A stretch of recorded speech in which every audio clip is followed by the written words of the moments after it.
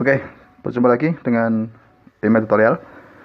Ya, kali ini mari kita bahas atau kita belajar cara menyelesaikan masalah fungsi kuadrat berkaitan dengan grafik fungsi kuadrat. Oke ya, ini adalah salah satu materi tingkat SMP dan SMA di bab-bab awal ya untuk pelajaran matematika. Nah, di sini kita akan menentukan bagaimana cara menentukan titik potong ya, grafik suatu fungsi kuadrat. Kita akan menentukan titik potong terhadap sumbu-sumbunya, kemudian sumbu simetri dan koordinat titik puncak. Oke, ini ada satu soal, mari kita bahas ya. Diketahui fungsi kuadrat y sama dengan x kuadrat ditambah 8x dikurangi 9. Tentukan a titik potong terhadap sumbu x, b titik potong terhadap sumbu y, c sumbu simetri, dan d adalah koordinat titik puncak. Oke, mari kita bahas ya. Oke, yang A dulu, menentukan titik potong terhadap sumbu X ya. Artinya apa? Ketika kita menentukan titik potong terhadap sumbu X ya, itu artinya Y itu sama dengan 0. Oke ya. Nah, sekarang perhatikan bagaimana cara menentukan koordinatnya. Nah, coba kita tulis dulu persamaannya. Y sama dengan X kuadrat plus 8X dikurangi 9. Ketika Y sama dengan 0, berarti nanti kita ganti dengan 0 ya. Sehingga 0 sama dengan ini, X kuadrat plus 8X dikurangi 9 ya. Atau kita balik aja, X kuadrat ditambah 8X dikurangi 9 itu sama dengan 0 ya. Nah, ingat cara menentukan persamaan kuadrat apa? Kita faktorkan. Oke, kita faktorkan. Kita akan mencari pasangan bilangan ya. Jika dikalikan hasilnya negatif 9 ditambah hasilnya positif 8. Itu berapa ya? Oke, 9 dan negatif 1. Nah, maka di sini boleh hasil X plus 9 sama dengan 0 atau X dikurangi 1 sama dengan 0. Sehingga di sini dulu kita selesaikan X sama dengan negatif 9 ya. Di sini berapa? X sama dengan 1. Nah, karena tadi diperoleh apa? Y sama dengan 0, maka koordinatnya ya, Y sama dengan 0 ya, X sama dengan negatif 9, maka koordinat titik potongnya itu adalah negatif 9,0 ya. Yang di sini berapa? Oke, 1,0. Nah, berarti titik potong terhadap sumbu X itu negatif 9,0 dan 1,0. Oke ya, sudah paham ya?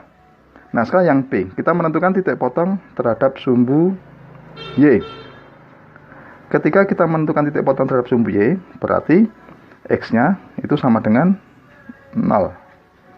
Oke ya, sehingga kita mencari nilai Y-nya dengan memasukkan X sama dengan 0 ke persamaan ini. X kuadrat plus 8X dikurangi 9. X-nya kita ganti 0 ya, berarti 0 kuadrat ditambah 8 kali 0 dikurangi 9. Oke, 0 tambah 0 dikurangi 9, hasilnya negatif 9. Nah, maka Y diperoleh negatif 9. Artinya apa? Titik potong terhadap sumbu Y itu adalah 0, berapa? Negatif 9. Begitu ya. Sudah paham ya? Nah, sekarang kita mencari sumbu simetri. Ingat rumus sumbu simetri. Sumbu simetri ya, itu pada saat apa? X sama dengan min B per 2A. Oke ya. Nah, di sini persamaan tadi apa? Y sama dengan X kuadrat plus 8X dikurangi 9. Diperoleh apa? Ingat ini setara dengan ini ya. Y sama dengan AX kuadrat plus BX plus C. Nah, maka diperoleh A sama dengan berapa? 1. B-nya sama dengan negatif 8, C-nya adalah negatif 9. Maaf ini plus ya, oke. Nah, maka diperoleh ini, sumbu simetrinya ini, X sama dengan negatif, B-nya berapa? 8 per 2 kali 1, atau negatif 8 per 2. Berapa? Ya, negatif 4. Nah, maka sumbu simetrinya adalah X sama dengan negatif 4. Gitu ya. Sudah paham ya? Nah, sekarang kita akan menentukan ini titik puncak. Titik puncak itu kan terdapat pada apa? Ketika nilai X-nya itu pada sumbu simetrinya, ya. Berarti titik puncak itu diperoleh pada titik ini. Min B per 2A, F nih, pada saat ini. Nah, karena tadi X-nya ini yang sumbu simetrinya adalah min 4, maka diperoleh ini.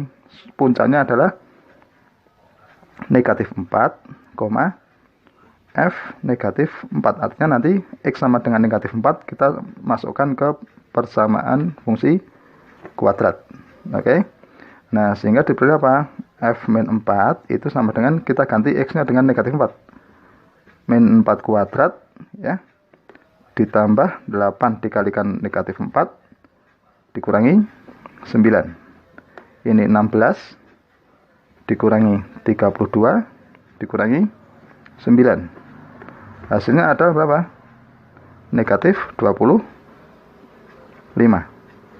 Oke, ini artinya titik puncaknya, ya, titik P, ya, puncak, ya, itu adalah negatif 4, negatif 25. Oke, ya, begitu cara menentukan titik potong terhadap sumbu X, sumbu Y, sumbu simetri, dan koordinat titik puncak. Oke, semoga bermanfaat dan jangan lupa tunggu tutorial berikutnya.